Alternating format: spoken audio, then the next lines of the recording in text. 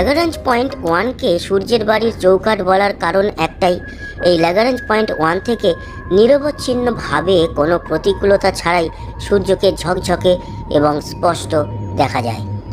আহরণ করা যায় সূর্যের আবহাওয়া, সূর্যের চৌম্বক ক্ষেত্র, সৌরঝড়, পৃথিবীতে তার প্রভাব, এই সব কিছু সম্পর্কে তথ্য। দরজা খোলা একটি ঘরের চৌকাঠে দাঁড়িয়ে দেখা যায় ঘরের ভিতরের পুরো অংশটাই, অথচ চৌকাঠের বাইরে থাকলে পুরোটা দেখা যায় না। এই বিষয়টিও তেমনই। ল্যাগ্রাঞ্জ 1 পয়েন্ট হলো সূর্যের সেই চৌকাঠ যেখানে পৃথিবী এবং সূর্য দুয়েরই প্রভাব সমান সমান।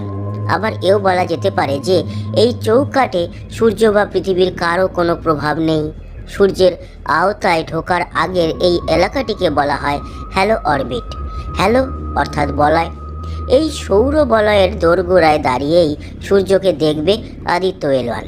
তবে সূর্যের এত কাছে আসার বিপদও আছে অনেক।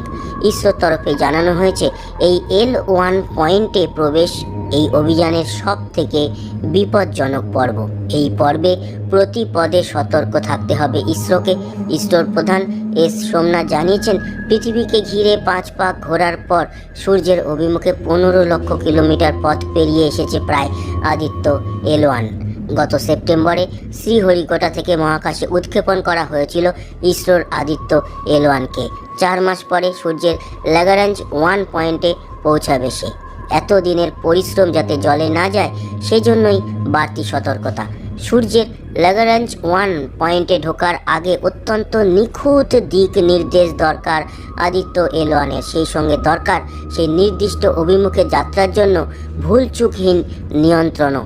একটু এদিক থেকে ওদিক হলেই নাগালের বাইরে চলে যেতে পারে সৌর বলয়ের দরজা বা তার চৌকাঠ। তাই এই পর্বে প্রতি মুহূর্তের জন্য আগাম পরিকল্পনা করে রাখতে হবে ইসরোর বিজ্ঞানীদের। কষতে হবে আগাম বিপদের অঙ্ক, বুঝে শুনে ফেলতে হবে প্রতি পদক্ষেপ, যাতে কোনোভাবেই আদিত্য L1 তার জন্য এঁকে দেওয়া কক্ষপথ থেকে চ্যুত না হয়, যাতে বজায় থাকে তার অঙ্ক কষে বার করার নির্দিষ্ট গতিবেগ। তা না হলেই গুলিয়ে যাবে হিসাব। যখন যেখানে থাকার কথা সেখানে থাকতে পারবে না সৌরযান, ভ্রষ্ট হয়ে যাবে লক্ষ্য। আদিত্য L1-এর ভিতরে অবশ্য তার অবস্থান আর গতিবেগ ঠিক করে রাখার যন্ত্র আছে। সঙ্গে আছে সূর্যের করোনায় বিস্ফোরণ এবং আন্তঃগ্রহ চৌম্বক ক্ষেত্র মাপার যন্ত্রপাতিও। এছাড়াও আছে সৌর বিকিরণ মাপার করোনাগ্রাফ এবং সূর্যের অতিবেগুনি রশ্মির ছবি তোলার টেলিস্কোপ।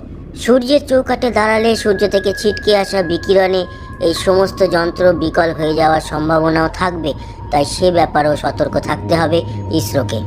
সূর্যের ল্যাগ্রাঞ্জ পয়েন্টের আরও একটি অসুবিধা হলো এই ল্যাগ্রাঞ্জ পয়েন্ট নিজেই বড় অস্থির। তাই সূর্যের এই দরজায় সেফ থাকার জন্য প্রতি মুহূর্তে তাল মিলিয়ে চলতে হবে এই অস্থির ল্যাগ্রাঞ্জ পয়েন্ট 1-এর সঙ্গে।